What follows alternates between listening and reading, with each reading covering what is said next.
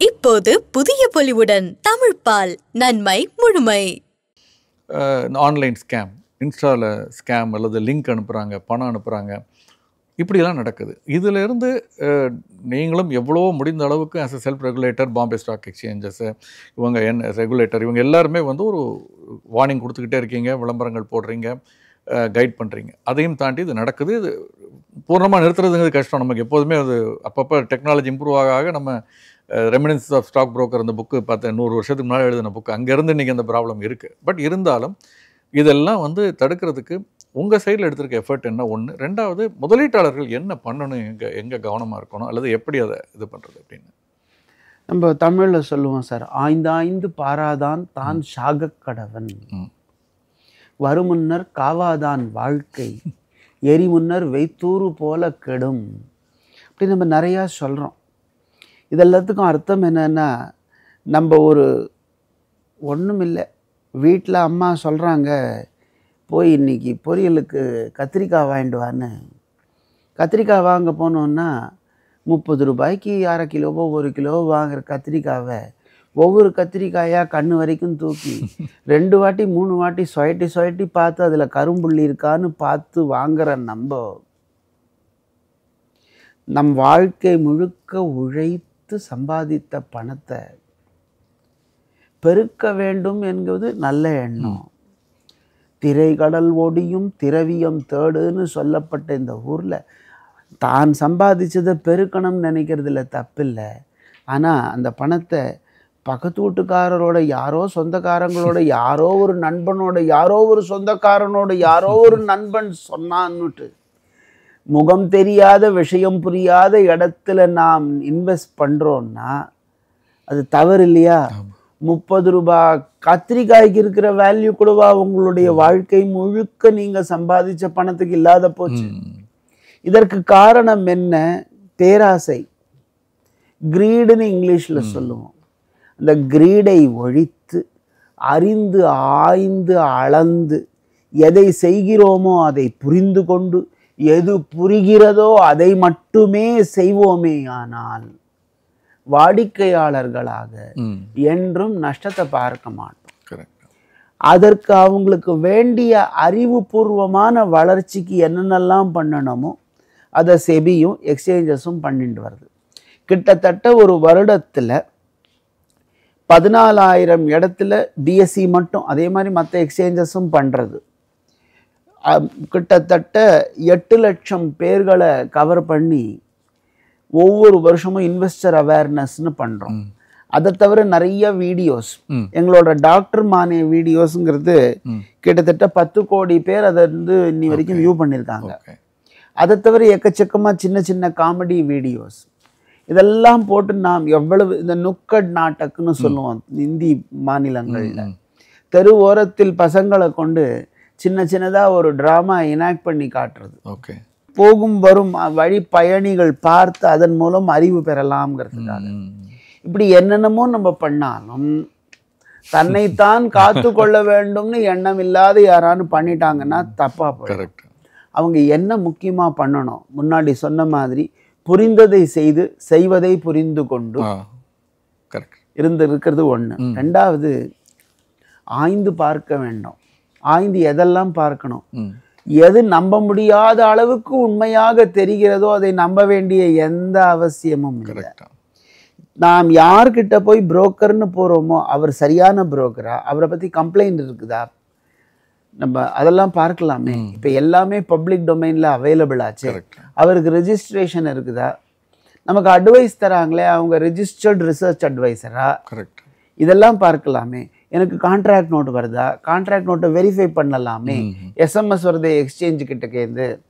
இந்த மாதிரியான மினிமம் ப்ரிகாஷனும் ஒரு அளவுக்கு எதை செய்கிறோமோ அதை அறிந்து கொண்டு. கார் ஓட்ட தெரியலன்னா காரில் உட்காருவோமா சார்? உட்காந்தா திரும்பி எழுந்து வரமாட்டோங்கிற எண்ணம் வரும் இல்லையா? அந்த பயம் இன்வெஸ்ட்மெண்ட்லையும் இருக்கணும் இல்லையா? தெரியாத ஒரு விஷயத்துல யாரோ சொன்னாங்கன்னு செய்யாது இருக்கிற வரைக்கும் இப்போ பொறுத்தவரை நிறைய விஷயங்களை நம்மளுடைய ரெகுலேட்டர் மக்களுக்கு இலவசமாக அனைவருக்கும் ஒரே நேரத்தில் போய் சேர வேண்டும் என்ற நல்ல எண்ணத்துடன் விதித்திருக்கிறாங்க. அப்படி விதிக்கப்பட்டதை உபயோகித்து, அறிவை உபயோகித்து, ஆய்ந்து அறிந்து இன்வெஸ்ட் பண்ணி நலமாக மக்கள் வாழ வேண்டும்ங்கிறது தான் நம்மளுடைய நல்ல எண்ணம். நிறைய பேர் பேசும்பொழுது சொல்லுவாங்க சார், நீங்கள் சொல்கிற அந்த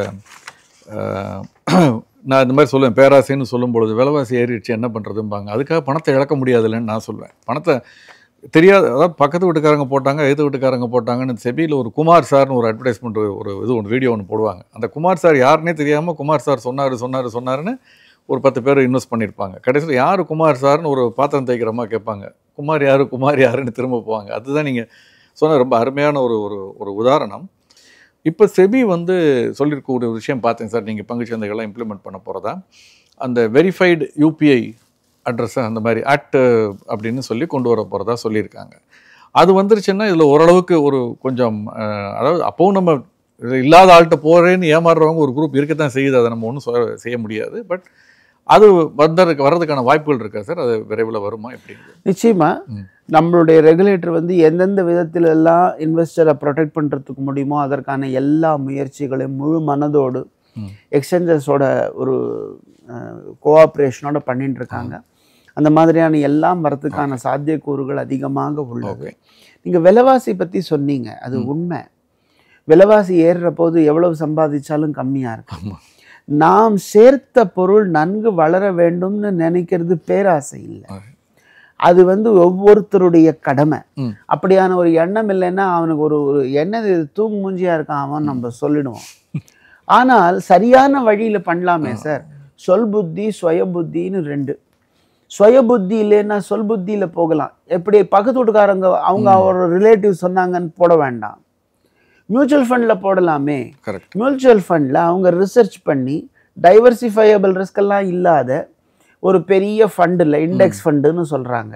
இண்டெக்ஸ்னா அந்த இண்டெக்ஸ் கம்பெனி அதில் டைவர்சிஃபைடாக இருக்கணும், அதில் ரிஸ்க் கம்மியாக இருக்கணும்லாம் யோசிச்சு நல்ல கம்பெனியான்னு செக் பண்ணி அதை மட்டுமே கொண்டு அந்த இண்டெக்ஸை உருவாக்கி அந்த இண்டெக்ஸ் மூலம் மியூச்சுவல் ஃபண்ட் இருக்கிற போது அதில் 40% ஒரு நாள் தூங்கி எழுந்திருக்கிறதே மறுநாளைக்கு கூரையை பிச்சுன்னு கொட்டி இருக்குமானா கொட்டி இருக்காது, நிதானமாக தான் இருக்கும். பஞ்சகல்யாணி குதிரை மெதுவாக தான் சார் ஆரம்பிக்கும். 1980 1 லட்சம் ரூபாய் சென்செக்ஸ் ஸ்டாக்ஸில் போட்டிருந்தா இன்னைக்கு அதனுடைய மதிப்பு 6 கோடி.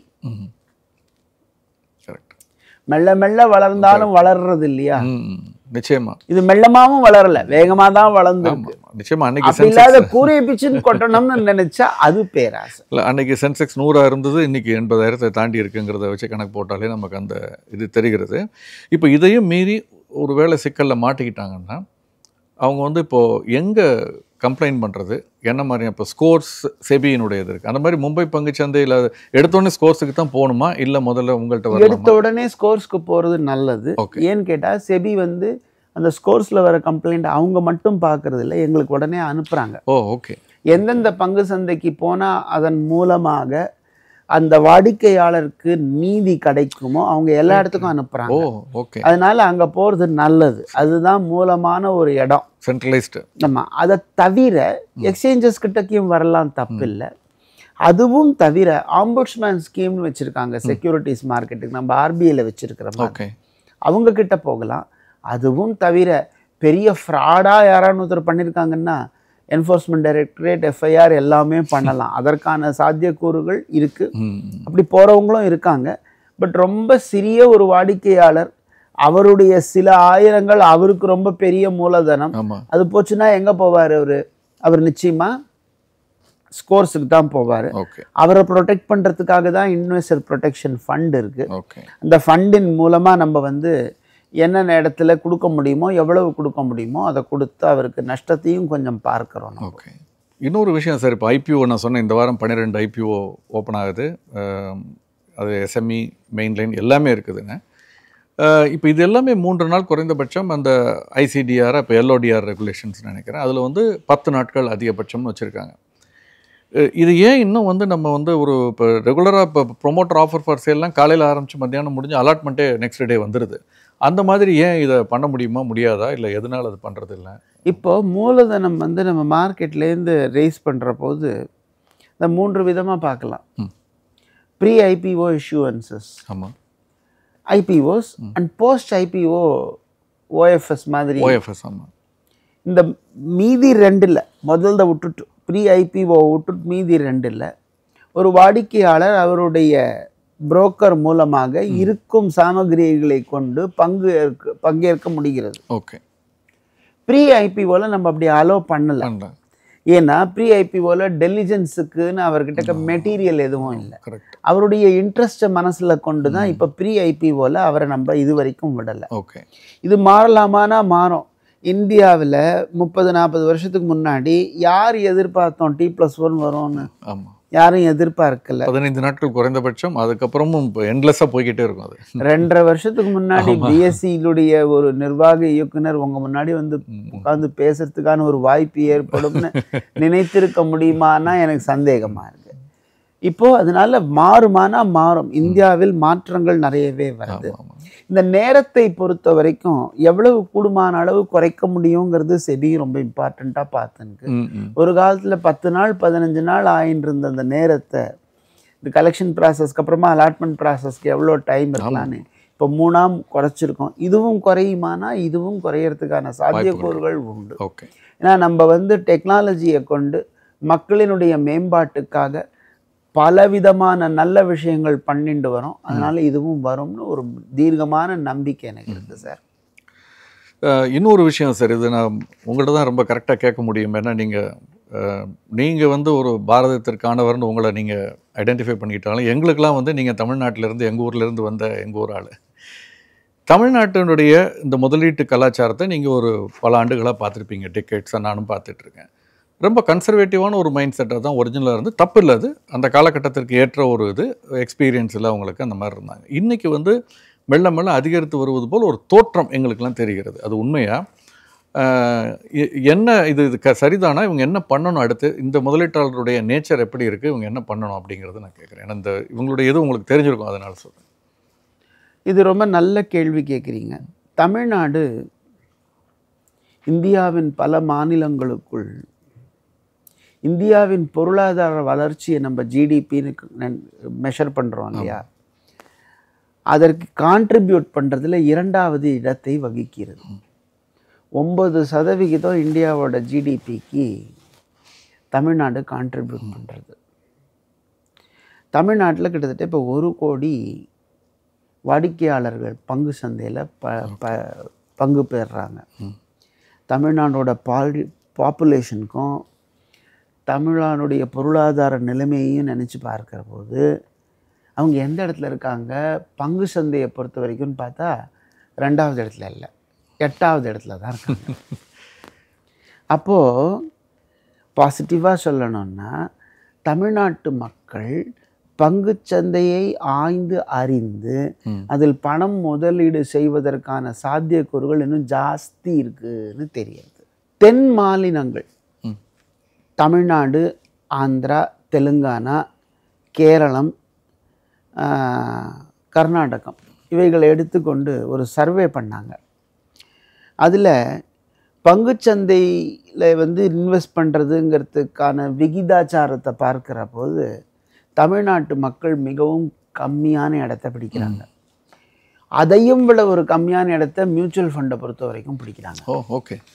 அப்போ தமிழ்நாட்டு மக்கள் எங்கே இன்வெஸ்ட் பண்ணுறாங்கன்னு கேட்டால் 2 இடத்துல ஜாஸ்தி இருக்குது. இந்த 5 மாநிலங்களில் தங்கத்தில் வந்து இன்வெஸ்ட் பண்ணுறவங்க தமிழ்நாட்டுக்காரங்க ரொம்ப ஜாஸ்தி. அடுத்தது ரியல் எஸ்டேட். ரியல் எஸ்டேட்டை என்னால் புரிஞ்சுக்க முடியாது. தங்கத்தில் எனக்கு என்ன ஒரு கன்ஃபியூஷன் வருதுன்னு கேட்டால், தங்கத்துத ஆபரண தங்கமாக இருக்குது. ஆபரணம் வாங்கிறதுக்கும் ஆபூஷணம் வாங்கிறதுக்கும் போகிற போது அதை இன்வெஸ்ட்மெண்ட்டுன்னு என்னால் ஏன் சொல்ல முடியலைன்னு கேட்டால், ஆபரணம்னு வாங்க போனீங்கன்னா திடீர்னு ஒரு நாளைக்கு செய்கூலி இல்லை சேதாரம் இல்லைங்கிறோம், மறுநாளைக்கு செய்கூலி சேதாரம் இருக்குது. போட்ட பணத்தை எடுக்க வேண்டும்னு என்னைக்கானு விற்க போனோமானா அன்றைக்கி நம்ம போட்டதை விட கம்மியான விலையில தான் நம்மளுக்கு கிடைக்குது. கோல்டு விலை ஏறி இருக்குதுன்னு மேலே போட்டிருக்கோம். நம்ம விற்க போகிற போது செய்கூலி சேதாரம் எல்லாம் போக நம்ம கையில் என்ன வருதுங்கிற கஷ்டம் இருக்குது. அதனால் தங்கத்தில் பணம் போடும் மக்கள் தங்கத்தை முதலீடாக கருதி போடுகிறார்களான்னு கேட்டால் எனக்கு அதற்கான விடை சரியாக கிடைக்கல. இப்போ சிறிது நேரத்துக்கு முன்னாடி சொன்னேன் 1980 1,00,000 ரூபாய் போட்டிருந்தாக்க நம்மளுடைய சென்செக்ஸில் இன்னைக்கு 6 கோடி அது தாண்டி இருக்கும். தங்கத்தில் போட்டிருந்தா என்ன இருக்கும் அப்படின்னு பார்க்கிற போது தங்கமும் வளர்கிறது. இந்த 1,00,000 70 லட்சமாக ஆகியிருக்கும். விலைவாசி ஏறித்துன்னு சொல்கிற நம்ம மக்கள் 70 லட்சத்தை கொண்டு சந்தோஷம் அடைய வேண்டுமா, இல்லை 6 கோடி கிடைக்கக்கூடிய ஒரு வாய்ப்பு இருக்கிறது, ரிஸ்க் ரொம்ப கம்மியாங்கிற போது அதை பார்க்கணுமா அப்படிங்கிறத மக்கள் தீர்மானம் பண்ணணும் சார். ரெண்டுமே நிச்சயமற்ற ஒரு விஷயம். அதாவது நீங்கள் பங்குச்சந்தை மட்டும் நிச்சயமற்றதுன்னு சொல்ல முடியாது, தங்கத்தினுடைய விலையுமே நிச்சயமற்ற ஒரு விஷயம்தான். அது ஒரு பக்கம். இப்போ நீங்கள் அந்த முதலீடுன்னு சொல்லும் பொழுது சார், இந்த அவங்களுடைய இதில் வந்து ஒரு இம்பார்ட்டண்ட்டான ரோல் இப்போ ப்ளே பண்ணுறது, இப்போ கோல்டே எடுத்துக்கிட்டிங்கன்னா இன்வெஸ்ட்மெண்ட்டாக பார்க்கும் பொழுது நான் பார்க்கக்கூடிய நிறைய பேர் ஹவுஸ் ஒய்ஃப்ஸ்லாம் பார்த்தா இப்போ கோல்டு இடிஎஃப்ல இன்வெஸ்ட் பண்ண ஆரம்பிச்சிட்டாங்க. So gold ETF, silver ETF of லேட்டாக இப்போ பிக்கப் ஆக ஆரம்பிச்சிருக்கு. ஏன்னா கோல்டுடைய விலை ஒரு உச்சத்தை தொட்டுருச்சு, சில்வர் ஏறல அப்படிங்கிற ஒரு எண்ணம் இருந்ததுனால அதுவும் இப்போ ஏற ஆரம்பிச்சிருக்கிறத நம்ம பார்க்க முடிகிறது. இது ரொம்ப பாப்புலராக இருக்குது. குறிப்பாக தமிழ்நாட்டில் பார்த்தீங்கன்னா குடும்பத் தலைவர்கள் பெண்கள்கிட்ட பார்த்தீங்கன்னா வந்து இந்த கோல்டு இடிஎஃப், சில்வர் இடிஎஃப்னு சொல்லக்கூடிய பங்குச்சந்தையில் வணிகமாகக்கூடிய பரஸ்பர நிதி திட்டங்கள் இது ரொம்ப பாப்புலர் ஆகிட்டு இருக்கு. ஸோ அப்போ வந்து இந்த கேள்வி திரும்ப இதே கேள்வி வேறு மாதிரி நான் கேட்குறேன். இப்போது அப்போ அந்த கோல்டு இடிஎஃப், சில்வர் இடிஎஃப்ல இன்வெஸ்ட் பண்ணுறது பெட்டரா, இல்லை ஈக்விட்டி நம்ம இடிஎஃப்ல இன்வெஸ்ட் பண்ணுறது பெட்டரா அப்படிங்கிற ஒரு குழப்பம் அவங்களுக்கு வரும்பொழுது நம்ம என்ன மாதிரியான ஒரு வழிகாட்டுதலை அவங்களுக்கு சொல்லலாம்? ஆபரணம் வாங்கி அழகு பூட்டி கொண்டு வெளியில் போய் அதை திருடன் படுத்துன்னு போயிடுவானோன்னு பயப்பட்டுண்டு அது அப்புறமா விற்க போகிற போது செய்கூலி சேதாரம்னு மாட்டிண்டு அக்ஷய திருத்தியன்னா ஒரு தங்க கடைக்கு முன்னாடி க்யூவில் நின்று உள்ளே போகிறது. அந்த கடையில் க்யூ ஜாஸ்தி இருக்குன்னா ஏதோ ஒரு தங்க கடையில் போய் எத்தனை மாற்று தங்கம்னே தெரியாத வாங்கிறத விட கோல்டு இடிஎஃப்பும் சில்வர் இடிஎஃப்பும் ரொம்ப உயர்ந்தது, பெட்டர். அதனிலும் நம் நாடு விகசித் பாரத்னு நம்மளுடைய பிரதான மந்திரியானவர் நம்ம நாட்டை வளர்ச்சியின் வழியில் எடுத்துட்டு போனோம். 2047 வளர்ந்த நாடுகளுள் நம் நாடு ஒன்றாக இருக்க வேண்டும்ங்கிறதுக்காக நிறையா பண்ணின்னு வர்றார். அப்படிப்பட்ட இந்த நிலைமையில் மாநிலங்களும் நம் கேந்திரிய அரசும் இவ்வளவு முயற்சி எடுத்து நாடு முன்னேற்றத்துக்காக பாடுபடுற போது பங்குச்சந்தை முன்னேறுவது நிச்சயம், முன்னேறியே ஆகணும். ஏன்னா நாட்டின் முன்னேற்றத்துக்கும் இதற்கும் பெரிய சம்பந்தம் இருக்குது. அப்போ அந்த வளர்ச்சியில் இந்த நாட்டின் ஒரு சிட்டிசனான நான் ஏன் பங்கேற்கக்கூடாது? அதன் பலனை நான் ஏன் அனுபவிக்கக்கூடாது? அதற்கு ஒரு விதத்தில் நானும் ஏன் கான்ட்ரிபியூட்டரி ஃபேக்டராக அமையக்கூடாது இல்லையா? அதனால் அதை பொறுத்த வரைக்கும் இண்டெக்ஸ் இடிஎஃப்னு சொன்னால் அது இன்னும் கொஞ்சம் பெட்டராக தெரியுது. Okay okay. ஸோ அப்படி அதுவும் இல்லாமல் இண்டெக்ஸ் ஃபண்டுன்னு நிறையா மியூச்சுவல் ஃபண்டில் போட்டிருக்காங்க. ஆமாம் ஆமாம், அதுலேயும் பணம் போடலாம். கரெக்டாக. எனக்கு அதில் என்ன ஒரு சின்ன சஜஷன் அல்லது வந்து ஏஎம்சிஸ் அவங்க தான் பண்ணணும் எனக்கு தெரியுது. இப்போது எனக்கு கோல்டு இடிஎஃப்லேயும் போடணும், சில்வர் இடிஎஃப்லேயும் போடணும். ஏன்னா அதை நான் பங்குச்சந்தையோடு ஒப்பிட்டு பார்க்கல, அதை நான் வந்து ஏற்கனவே ஃபிசிக்கல் கோல்டோடு ஒப்பிட்டு பார்த்து இது பெட்டர்னு நீங்கள் அது கரெக்டாக சொன்னீங்க, அது வாங்குகிறேன். பங்குச்சந்தையில் முதலீடு செய்யணும்னு நினைக்கிறேன். ரியல் எஸ்டேட்டை பற்றி சொன்னீங்க, அதுலேயும் இன்வெஸ்ட் பண்ணுறதுக்கு இப்போ நீங்கள் வழி பண்ணி கொடுத்துருக்கீங்க. பங்குச்சந்தையில் ரியல் எஸ்டேட் இன்வெஸ்ட்மெண்ட் ட்ரஸ்ட் அப்படின்னு சொல்லக்கூடிய ரீட்ஸ், அந்த யூனிட்ஸ் வந்து இப்போ உங்கள் பங்குச்சந்தையில் பட்டியலிடப்பட்டு வணிகமாகிறத பார்க்குறோம். 400 ரூபாய், 500 ரூபாய், 150 ரூபாய் இந்த ரேஞ்சில் கூட 4 அல்லது 5 ரீட்ஸ் இருக்குதுன்னு நினைக்கிறேன் ட்ரேட் ஆகிட்டு இருக்குது. ரியல் எஸ்டேட்டினுடைய வளர்ச்சியில் பங்கு பெற வேண்டும்னு அதில் நம்பிக்கை வைத்து நுழைபவர்களுக்கு அது வழி பண்ணி கொடுக்குறது. ஆனால் இன்றைக்கி மியூச்சுவல் ஃபண்டில் வெளியே பங்குச்சந்தைக்கு வெளியே வந்து மல்டி அசெட் ஃபண்டுன்னு இருக்குது சார். ஆனால் பங்குச்சந்தையில் வணிகமாகக்கூடிய இடிஎஃப்ல மல்டி அசெட்டுங்கிறது இல்லை, எனக்கு தெரிந்து இல்லை, நான் தவறாக இருக்கலாம். Gold, silver, real estate investment, பங்குச்சந்தை இதெல்லாம் ஒருங்கிணைத்து ஒரு அசெட் அலோகேஷன் மாதிரி ஒரு இடிஎஃப் வந்ததுன்னா ஒருவேளை அதற்கு ஒரு நல்ல வரவேற்பு இருக்கும்னு நான் நினைக்கிறேன். இதை பார்த்துக்கிட்டு இருக்க ஏஎம்சிசி யாராவது அந்த மாதிரி கொண்டு வந்தாங்கன்னா நல்லாயிருக்கும். இன்னொரு விஷயம் சார், சென்னையில் இங்கே பார்த்தீங்கன்னா முனிசிபல் கார்பரேஷன்ஸ் அவங்க வந்து பாண்டு இப்போ வெளியிட ஆரம்பித்திருக்கிறார்கள். அவர்கள் வந்து இப்போ அதிக வளர்ச்சி பணியில் இருக்கும் பொழுது பணப்பற்றாக்குறை இருக்குது, மீட் அவுட் பண்ண முடியலை, கடன் ஒரு பக்கம் இருக்குது. இதற்கிடையில் அவங்க வந்து இதை ஒரு குறைந்த வட்டியில் திரட்டக்கூடிய ஒரு மூலதனமாக பார்க்குறாங்க.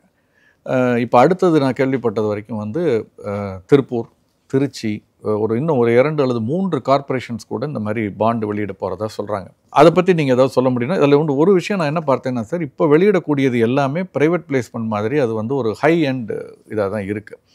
நிறைய ரீட்டைல் வந்து இதில் இன்ட்ரெஸ்ட் காட்டுறதாகவும் எனக்கு நான் இன்ட்ராக்ட் பண்ணும்பொழுது, அந்த தகவல் வெளிவந்த பிறகு, செய்தித்தாள் வந்த பிறகு நிறைய பேர் என்னை ஃபோன் பண்ணி, என்ன சார் சொல்லவே இல்லையா, அது வந்திருந்தால் நாங்களும் அப்ளை பண்ணியிருப்போமே, அதாவது ஒரு 10,000 ரூபாய் 20,000 ரூபாய் ஆர்பிஐ ரீட்டைலில் வர்ற மாதிரி சொல்கிறாங்க. இன்ஃபேக்ட் ஆர்பிஐ ரீட்டைலை பற்றி கூட ரொம்ப பேருக்கு தெரியலை. ஓகே, ஸோ அது மாதிரி இருக்கும் பொழுது அது அந்த bond corporations, municipal corporations issue பண்ணுறது, அதில் வந்து பிஎஸ்சியுடைய ரோல் என்னவாக இருக்கும்? நீங்கள் என்ன? ரொம்ப நல்ல கேள்வி கேட்டிருக்கீங்க நீங்கள். நாட்டின் பொருளாதார வளர்ச்சிங்கிறது வந்து மேம்போக்கான ஒரு விஷயம் இல்லை. அடிமட்டத்திலேருந்து வளர்ச்சிங்கிறது ஏற்படணும். அப்போ முனிசிபாலிட்டிக்கு ஒரு பெரிய ஒரு பங்கு இருக்குது அதில். இப்போ முனிசிபாலிட்டிக்கு பணம் தேவைப்படுவதும் முதலீடு தேவைப்படுவதும் முக்கியமானது. அவங்க பாண்ட் ரேஸ் பண்ணுறாங்க. நீங்கள் சொல்கிற மாதிரி நிறைய முனிசிபாலிட்டிஸ் இப்போ வராங்க. பிஎஸ்சியில் இபிபி பிளாட்ஃபார்ம்னு ஒன்று வச்சுருக்கோம். இபிபி பிளாட்ஃபார்ம். ஆமாம், எலக்ட்ரானிக் பாண்ட் பிளாட்ஃபார்ம். ஓகே, அதன் மூலமாக ரொம்ப ஈஸியாக அவங்களால பணம் திரட்ட முடியாது. ஓகே, அதில் போட்டாக்க விசிபிலிட்டி நல்லா இருக்குது. ஓகே, மக்களுக்கு எல்லா இடத்துலையும் தெரிய வருது. ஓகே, தெரியறதுனால அவங்க பணம் போடுற போது இதில் வந்து ஒரு பெரிய நல்ல விஷயம் என்னன்னு கேட்டால், ஒவ்வொரு பங்கு சந்தைக்கும் அதோட அசோசியேட்டடாக ஒரு கிளியரிங் கார்பரேஷன் இருக்குது. கரெக்ட். இதில் நல்ல விஷயம் என்னென்னா, அந்த கிளியரிங் கார்பரேஷனுக்கு எல்லா பேங்கோடையும் கனெக்ஷன், எல்லா டெபாசிட்ரிஸோடையும் கனெக்ஷன். பங்குச்சந்தைங்கிறதுனால புரோக்கருக்கு, கிளையண்ட்டுக்கு எல்லாருக்கும் கனெக்ஷன் இருக்குது. ஆமாம். அதனால் முதலீடு போட்டால் அந்த பணம் முனிசிபல் பாண்டுக்கு போய் முனிசிபல் கம்பெனிக்கு போய் சேர்ற வரைக்கும், கார்பரேஷனுக்கு போய் சேர்ற வரைக்கும் எல்லாம் ஒரு சிம்பிள் ப்ராசஸாக ஆகிடுறது.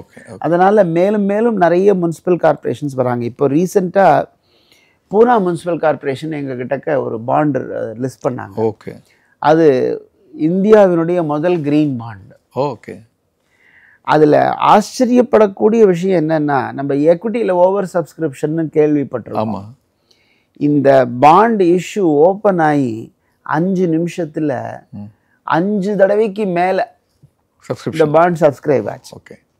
இது எதை காட்டுறதுன்னா, 2 விஷயத்தை காட்டுறது. ஒன்று, இந்த முனிசிபல் பாண்டுக்கினுடைய வேல்யூ. ரெண்டாவது, அதை பற்றியதான விழிப்புணர்ச்சி மக்களின் மத்தியில் இருக்கிறதுங்கிறதையும் காட்டுறது. நிச்சயமா, நிச்சயமா. இதில் நமக்கு வந்து ஒரு ஸ்திரமான ஒரு ரிட்டர்ன் வரும். இதில் ரிஸ்க் கிடையாது. ஏன்னா முனிசிபாலிட்டினா கவர்மெண்ட் வந்து கேரண்டி பண்ணது. அதனால் கொஞ்சம் பணம் கம்மியாக வந்தாலும் பணம் சேஃபாக இருக்குங்கிற எண்ணம் மக்களுக்கு வர ஆரம்பிச்சிருக்குன்றது எண்ணம் இருக்கே, அதுவே நமக்கு ரொம்ப மகிழ்ச்சியை கொடுக்குது. கரெக்ட். ஏன்னா சார், இப்போ நிறைய பேர் வந்து நான் பேசும்பொழுது கூட சொல்கிறேன், ஒரு குறிப்பிட்ட சில கார்பரேஷன்ஸ் வந்து அதிகமாக கடன் வாங்கியிருக்காங்கன்னு.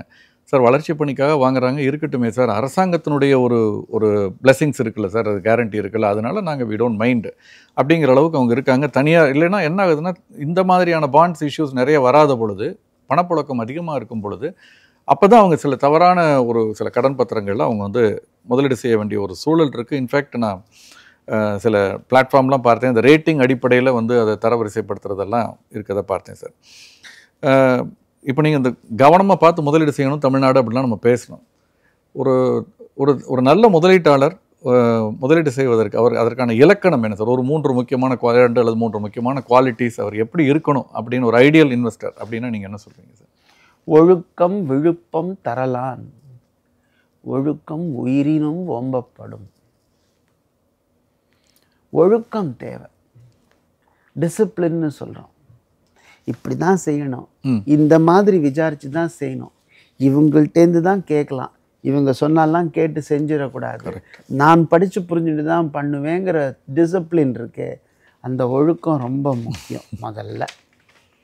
ரெண்டாவது, விரல் உரலாக வீங்க முடியாது. விரல் எவ்வளோ வீங்கலாமோ அவ்வளோதான் வீங்கலாம். ரிஸ்க் அவேர்னஸ் பொருள்.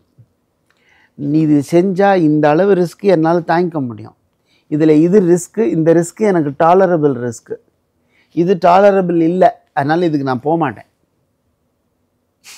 வேறு யாரோ போகிறாங்களேன்னா, அடுத்த வீட்டு மாமி அள்ளி முடியறான்னா அவளுக்கு தலைமயிர் இருக்குது, அள்ளி முடியறா. அவங்க செய்யறத நான் செய்ய முடியும்னு நினைக்க முடியுமா? முடியாது. அது ரிஸ்க் அவேர்னஸ் ரொம்ப முக்கியம். வாழ்க்கையில் நாம் பிறந்தது முதல் நம் உடம்பில் மூச்சு இருக்கும் தருவாய் வரை நாம் கற்றுக்கொண்டே இருக்கணும். கற்றது கைமண் அளவு, கல்லாதது உலக அளவு. நம்ம என்றைக்கு என்னமோ படிச்சுட்டு ஒரு இன்வெஸ்ட் பண்ணிட்டோம், அதனால் எல்லாம் சரியாக தான் இருக்கும்னு விட்டுற முடியாது. டெய்லி அதை பற்றி நம்ம கற்றுக்கிட்டே இருக்கணும். புதுசு புதுசாக என்ன வருது, அதனால் என்ன ரிஸ்க் வருதுன்னு கற்றுக்கணும். Continuous learning. இங்கிலீஷில் சொன்னால் sir, self discipline, risk awareness, continuous learning, இது 3 இருந்தால்தான் ஒரு முதலீட்டாளர் தன்னைத்தானே காப்பாற்றி கொண்டு தன் முதலீட்டை காப்பாற்றி நல்வாழ்வு வாழ முடியுங்கிறது என்னோட எண்ணம். இன்னும் வராத ப்ராடக்ட்ஸ் இருக்குது, இந்தியாவுக்கே வராத ப்ராடக்ட்ஸ், வெதர் ஆர் கிளைமேட் ஃபியூச்சர்ஸ்லாம் இருக்குது, கார்பன் ட்ரேடிங், இதெல்லாம் ஏதாவது என்ன மாதிரியான அடுத்த கட்ட வளர்ச்சிக்கு இதை இட்டு செல்வதற்கு என்ன மாதிரியான?